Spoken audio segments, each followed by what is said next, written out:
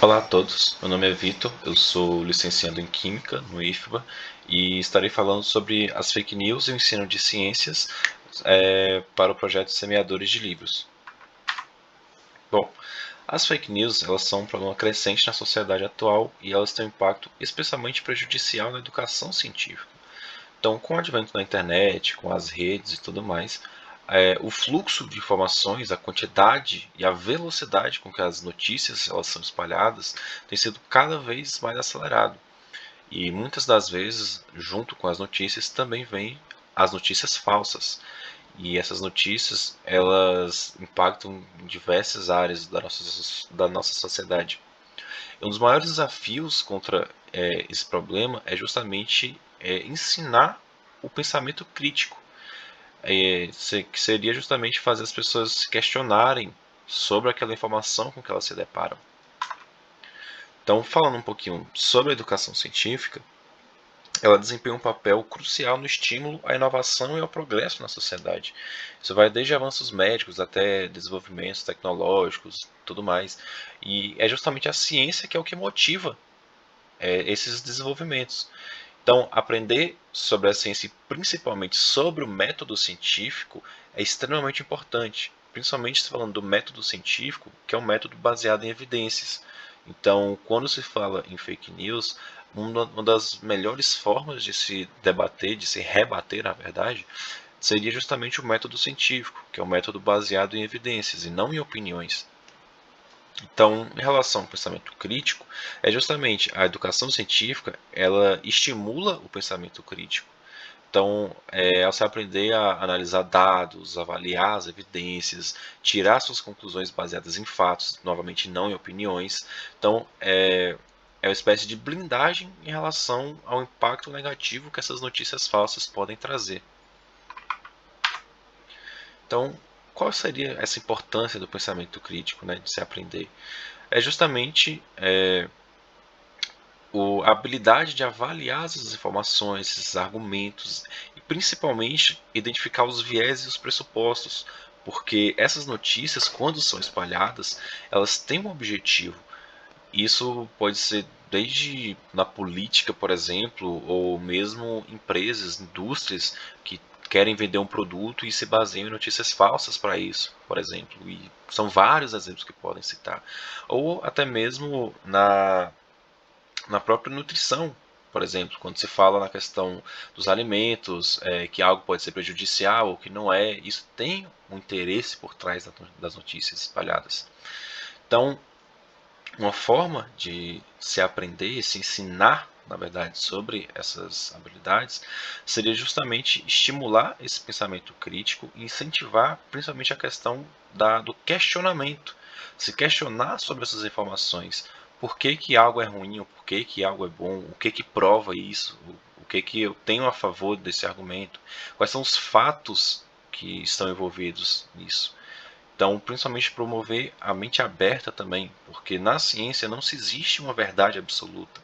Muitos modelos científicos eles foram desenvolvidos e eles foram repostulados por outros, e não porque estavam errados, mas é porque a ciência ela está em constante transformação.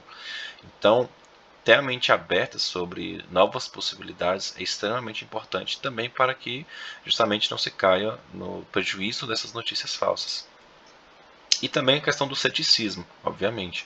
Ser cético em relação a algo é extremamente importante. Ah, só um detalhe. Em relação também à experimentação, que novamente falando sobre modelos científicos, muitos vieram justamente de experimentações.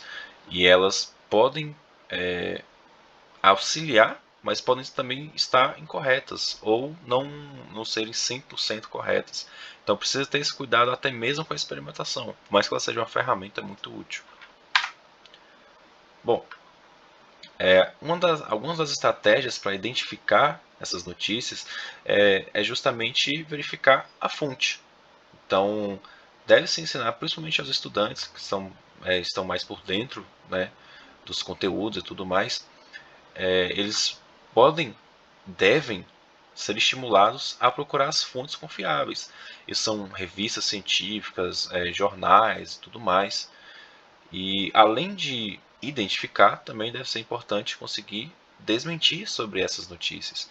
Então, além de identificar, deve-se procurar quais fontes que eu tenho que podem comprovar que uma notícia é falsa, entende?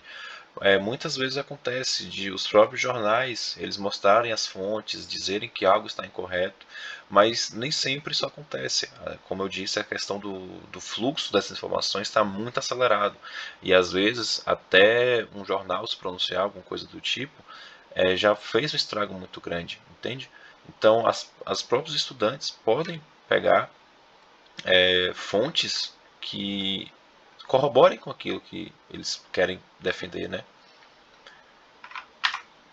Então, sobre principalmente as ferramentas e os recursos, né, sobre que eles podem utilizar, seriam justamente, como eu falei, jornais científicos e artigos, as revistas principalmente, elas têm um critério justamente do método científico e justamente esses critérios eles dão uma certa veracidade, uma credibilidade para cada um deles.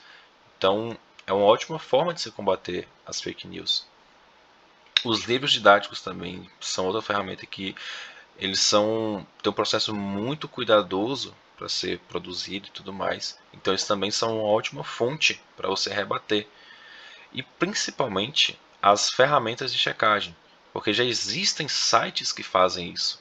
Então, existem vários, mas só vou trazer dois deles, que são a agência Lupa, que é do jornal UOL, e tem uma organização também que é Aos Fatos. Então, através delas você pode verificar, principalmente nesse contexto, por exemplo, de guerra, onde o pessoal utiliza muito como uma prerrogativa para defender uma posição, alguma coisa, justamente utilizam essas fake news. E nesse momento é importante você ter cuidado, justamente verificar essas informações nesses sites.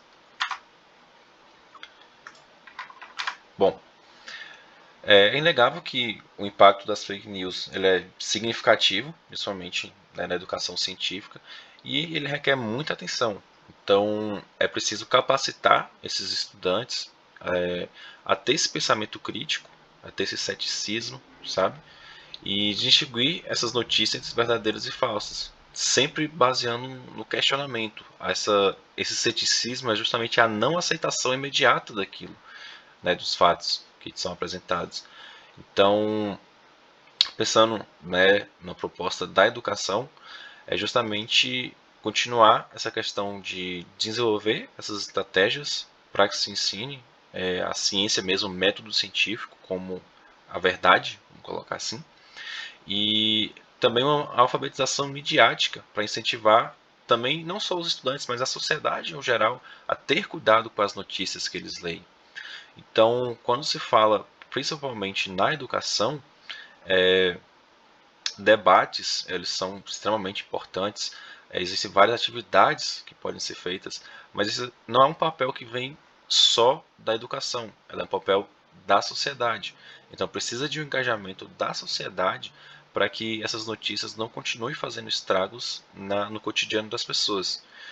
Então, mais uma vez, só reforçando a importância do ceticismo, do pensamento crítico e do questionamento quando se lida com essas informações. Obrigado a todos por assistirem.